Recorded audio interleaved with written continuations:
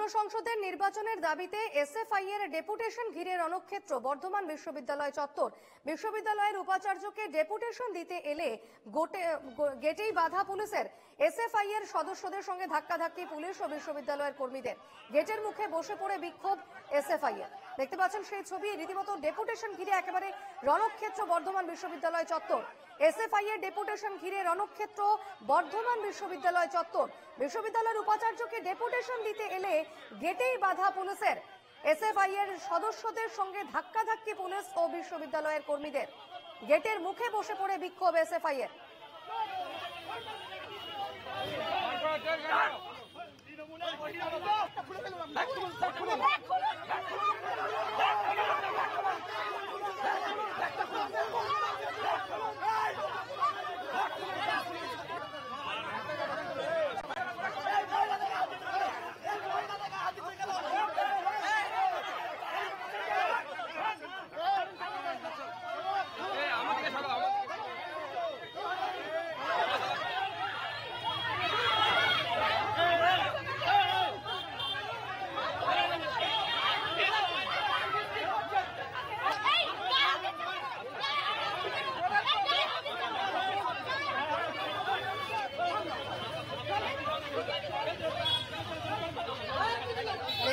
সেই ছবি, বর্ধমান বিশ্ববিদ্যালয়ের এই ছবি এবং বর্ধমান বিশ্ববিদ্যালয় চত্বরে পুলিশের সঙ্গে একেবারে ধস্তাধস্তিতে বেঁধে যায় এসএফআই এর কর্মী সমর্থকেরা এবং রণক্ষেত্র রীতিমতো তৈরি হয়।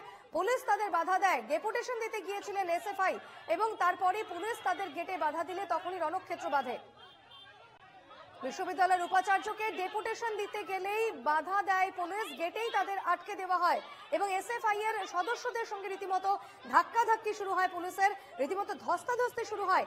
দেখতে পাচ্ছেন সেই ছবি, এসএফআই এর সদস্যরা তারা ডেপুটেশন জমা দিতে গিয়েছিলেন বিশ্ববিদ্যালয় কর্তৃপক্ষের কাছে এবং সেখানেই তাদের গেটেই আটকে দেওয়া হয় বলে অভিযোগ এবং তারপরেই একেবারে মহিলা যারা সদস্যরা রয়েছেন তাদেরকেও মাটিতে ফেলে একেবারে ধাক্কাধাক্কি করা হয় বলে অভিযোগ।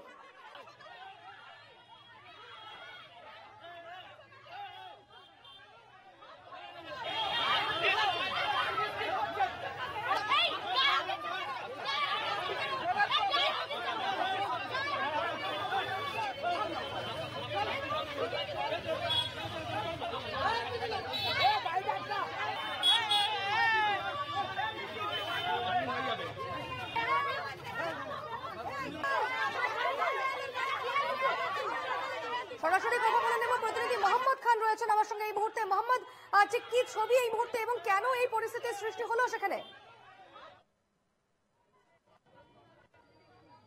দেখো, আজকে এসএফআই এর পক্ষ থেকে তাদের দাবি যে ক্যাম্পাসের ভিতরেতে অবৈধ করতে হবে এবং ক্যাম্পাসের মধ্যে সিকিউরিটি নিশ্চিত করতে হবে। পাশাপাশি যে সমস্ত বহিরাগত যারা অনায়াসে যারা কলেজের ভেতরে বা ক্যাম্পাসে ঢোকে সে সমস্ত করতে হবে। এই নিয়ে মূলত আজকে তারা ভিসির কাছে ডেপুটেশন দিতে আসে এবং তুমি দেখতে পাচ্ছ এই সেই মূল গেট, এই মূল গেট দিয়ে যখন এসএফআই কর্মীরা যখন ঢুকতে যায় তখনই কিন্তু পুলিশ এবং ইউনিভার্সিটি সিকিউরিটি তাদেরকে বাধা দেওয়া হয় এবং তাদের মধ্যে ধস্তাধস্তি শুরু হয় এবং এসএফআই এর পক্ষ থেকে যে অভিযোগ করা হচ্ছে যারা এসএফআই এর মহিলা কর্মী রয়েছে তাদেরকে শ্লীলতাহানি করার চেষ্টা করা হয় পুলিশ এবং বর্ধমান ইউনিভার্সিটির সিকিউরিটি রয়েছে তাদের পক্ষ থেকে।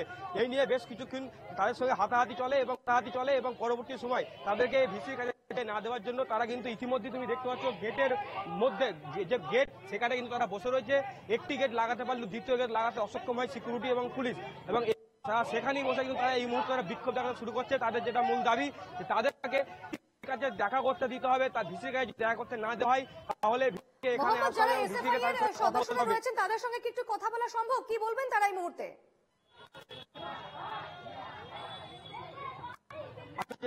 চেষ্টা করছি আমি কথা বলার। কি জন্য আজকে তোমাদেরকে এখানে আসতে হলো আর কি বাধা করা? আমাদের অবৈধ ইউনিয়ন, আপনারা জানেন কলকাতা হাইকোর্টের রায়ে যে ইউনিয়ন রুমগুলো বন্ধ করে দেওয়ার নির্দেশ দিয়েছে, কিন্তু তারপরেও বিশ্ববিদ্যালয় কর্তৃপক্ষ এই বিশ্ববিদ্যালয় অ্যাফিলিয়েটেড যে কলেজগুলি আছে, কলেজ থেকে শুরু করে বিশ্ববিদ্যালয়ের গোলাপবাগ ক্যাম্পাস ইউনিয়ন রুম যার মাধ্যমে অবৈধ কার্যকলাপ দিনের পর দিন চলে আসছে, সেই ইউনিয়ন বন্ধের এখনো পর্যন্ত কোনো নির্দেশ বিশ্ববিদ্যালয় কর্তৃপক্ষ দেয়নি। আমরা দেখলাম কিছুদিন আগে বিশ্ববিদ্যালয়ের সাংস্কৃতিক অনুষ্ঠান বছরে বিশ্ববিদ্যালয় কর্তৃপক্ষের নির্দেশে কর্তৃপক্ষের তারপরে এখানে 10টার সময় সাধারণ ছাত্রছাত্রীদের জন্য গেট বন্ধ হয়ে যাচ্ছে। সেখানে দেখলাম টিএমসিপির ছাত্র সংগঠনের যে রাজ্য সভাপতি তিনি রাত 11টার সময় একটা বহিরাগত হিসেবে ক্যাম্পাসে প্রবেশ করলেন। এই সমস্ত বিভিন্ন দাবি দাওয়া নিয়ে আমরা যখন এই গেটে ঐক্যবদ্ধ হয়েছি তখন আমরা দেখলাম দিয়ে তৃণমূলের অবৈধভাবে নিয়োগ কিছু স্বীকৃতির নাম দিয়ে তারা আমাদের ছাত্রীদের শ্লীলতাহানি করলেন, যারা পুরুষ ছিল তাদেরকে মারধর করলেন। পুলিশের সাথে পুরো ধিক্কার জানাচ্ছে এরা ব্যবস্থা আমরা আগামী দিনে আমরা এসে বেশ, একেবারে তুমি এই ছবি দেখাতে থাকো, আমি পরবর্তীতে আবারও তোমার কাছে ফিরবো মোহাম্মদ।